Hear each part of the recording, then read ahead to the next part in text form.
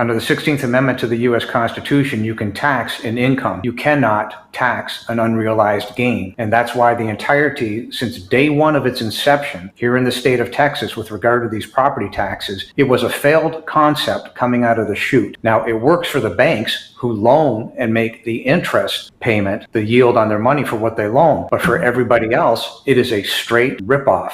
It is a crime. We've proven it. It's irrefutable. The evidence is on our websites. There is no way out. They are caught. So it's just a matter of, if necessary, and that is where we're headed. We are headed to the U.S. Supreme Court. They're going to have a really bad day because the dollar amounts are going to start adding up against the state of Texas shortly. And we're on our way to the Texas Supreme Court. Within the next couple of weeks, our document will be released. If they punt and don't allow this to be heard in the state of Texas, de facto, we win. And the reason why is because the state of Texas would have irrefutably proven by punting these cases that they have violated the Constitution of the state of Texas. Now the challenge becomes at the Supreme Court, which I believe Judge Gorsuch will be all over this, because I've already spoken to the attorney who argued on Chevron deference, not to mention the fact that I wrote one of the amendments for Chevron deference. But so I understand what's going on, but Judge Gorsuch will be all over this because of the simple fact that the state of Texas would have punted and violated their own Constitution. And then mathematically, with all the evidence that we've got and all the damage that we've got, this is a lay down case at the U.S. Supreme Court. All these people that are criminals,